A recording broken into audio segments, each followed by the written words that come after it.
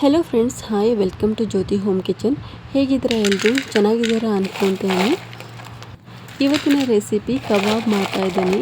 ಅದು ಚಿಕನ್ ಇಲ್ದಂಗೆ, ಮಟನ್ ಇಲ್ದಂಗೆ ಯಾವ ರೀತಿ ಹೇಗೆ ಕಬಾಬ್ ಮಾಡೋದು ಅಂತಂದು ನೋಡೋಣ ಬನ್ನಿ. ಕಬಾಬ್ ತಿನ್ನಬೇಕು ಅನ್ನಿಸ್ದಾಗೆಲ್ಲ ಆರಾಮ್ ಮಾಡ್ಕೋಬೋದು. ಚಿಕನ್ನೇ ಬೇಕು ಅಂತೇನಿಲ್ಲ, ಮಟನ್ನೇ ಬೇಕು ಅಂತೇನಿಲ್ಲ. ಮನೆಯಲ್ಲಿ ಕ್ರಿಸ್ಪಿಯಾದ ಟೇಸ್ಟಿಯಾದ ಕಬಾಬ್ ಮಾಡ್ಕೋಬೋದು. ಹೇಗೆ ಯಾವ ಥರ ಅಂತಂದು ನೋಡೋಣ ಬನ್ನಿ. ಹಾಗಿದ್ರೆ ನಾನಿಲ್ಲಿ ವೆಜ್ ಕಬಾಬ್ ಮಾಡೋಕ್ಕೆ ಒಂದು ಬಟ್ಲದಷ್ಟು ಸೋಯಾ ಚೀಸ್ನ ತೊಗೊತಾ ಇದ್ದೀನಿ. ಅದನ್ನ ಚೆನ್ನಾಗಿ ವಾಶ್ ಮಾಡಿಕೊಂಡು ಒಂದು 2-3 ಸಲ ಚೆನ್ನಾಗಿ ನೀರು ಹಾಕಿ ವಾಶ್ ಮಾಡಿಕೊಂಡು ಒಂದು 5-6 ನಿಮಿಷ ಚೆನ್ನಾಗಿ ಬೇಯಿಸ್ಕೊತೀನಿ. ಚೆನ್ನಾಗಿ ಕುದಿಸ್ಕೋಬೇಕು. ಅದನ್ನ ಒಂದು 7-8 ನಿಮಿಷ ಕುದ್ರೂ ಪರವಾಗಿಲ್ಲ. ಈ ಥರ ನೊರೆ ಬಿಡ್ತಾ ಇರಬೇಕು. ನೋಡ್ತಾ ಇರ್ಬೋದು ನೀವು ಯಾವ ರೀತಿ ಬೆಂದಿದೆ ಅಂತಂದು. ಇವಾಗ ಬೆಂದಿದೆ ಅದು. ನಾನು ನೀರನ್ನ ಎಲ್ಲ ಸೋಸ್ಕೊಂಡ್ಬಿಡ್ತೀನಿ. ಸೋಸ್ಕೊಂಡಾದ್ಮೇಲೆ ಪೂರ್ತಿ ನೀರನ್ನ ಬಿಡಬೇಕು. ಅದು ಪೂರ್ತಿ ಡ್ರೈ ಆಗಿರಬೇಕು. ಒಂಚೂರು ನೀರು ಇರಬಾರ್ದು. ಅದು ನೀರಿತ್ತಂದರೆ ಕಬಾಬ್ ಕೂಡ ಸರಿ ಬರೋಂಗಿಲ್ಲ, ಹಸಿ ಹಸಿ ಅನಿಸುತ್ತೆ. ಹಾಗಾಗಿ ಅದನ್ನ ಚೆನ್ನಾಗಿ ಈ ಥರ ಸೋಸ್ಕೊತೇನೆ ನಾನು. ನೋಡಿದ್ರಲ್ಲ ಫ್ರೆಂಡ್ಸ್, ಯಾವ ಥರ ಸೋಸ್ಕೊಂಡು ನೋಡ್ತಾ ಇರ್ಬೋದು ಎಷ್ಟು ಡ್ರೈ ಆಗಿದೆ ಅಂತಂದು. ನಂತರ ಅದಕ್ಕೆ ಮಸಾಲ ಹಾಕ್ಕೊಂಡ್ಬಿಡೋಣ.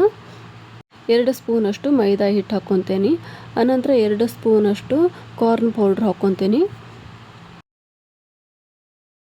ನಂತರ ಅರ್ಧ ಸ್ಪೂನಷ್ಟು ಪೆಪ್ಪರ್ ಪೌಡ್ರು, ಅರ್ಧ ಸ್ಪೂನಷ್ಟು ಜೀರಾ ಪೌಡ್ರು ಹಾಕ್ಕೊತೀನಿ.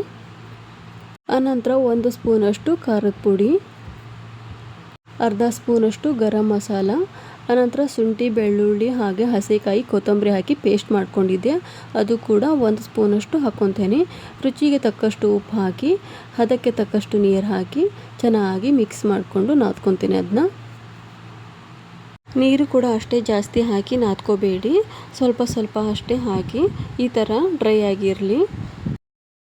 ಆನಂತರ ಒಂದು ಬಾಣಲೆಯಲ್ಲಿ ಎಣ್ಣೆ ಕಾಯಿಸ್ಕೊಂಡು ಎಣ್ಣೆ ಕಾದಾದಮೇಲೆ ಒಂದೊಂದಾಗಿ ಈ ಥರ ಬಿಡಬೇಕು.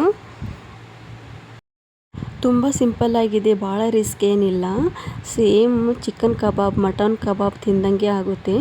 ಒಂದು ಸಲ ಟ್ರೈ ಮಾಡಿ ನೋಡಿ ಫ್ರೆಂಡ್ಸ್. ನಮ್ಮ ಮನೇಲಿ ಕಬಾಬ್ ತಿನ್ನಬೇಕು ಅನ್ನಿಸ್ದಾಗೆಲ್ಲ ಈ ಥರ ಮಾಡಿಕೊಡ್ತೀನಿ, ಇಷ್ಟಪಟ್ಟು ತಿಂತಾರೆ. ಎಣ್ಣೆ ಕೂಡ ಅಷ್ಟೇ ಜಾಸ್ತಿ ಹಿಡಿಯೋದಿಲ್ಲ ಇದು. ಸೋಯಾಬೀನ್ ಇದ್ದರೆ ಸಾಕು, ಮನೆಯಲ್ಲಿ ಆರಾಮ್ ಮಾಡ್ಕೊಂಡು ತಿನ್ಬೋದು.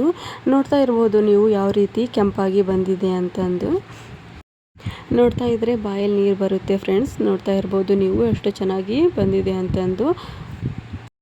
ಮನೇಲಿ ಏನಾದರೂ ತಿಂಡಿ ಪಟ್ಟನೆ ಮಾಡಬೇಕು ಅಂತ ಅನ್ನಿಸ್ದಾಗ ಆರಾಮ್ ಮಾಡ್ಕೊಂಡು ತಿಂದಿದ್ನ. ನೋಡಿ ಫ್ರೆಂಡ್ಸ್, ರೆಡಿ ಆಯಿತು ವೆಜ್ ಕಬಾಬು. ಚಿಕನ್ ಮಟನ್ ಇಲ್ದಂಗೆ ಕಬಾಬ್ ರೆಡಿ.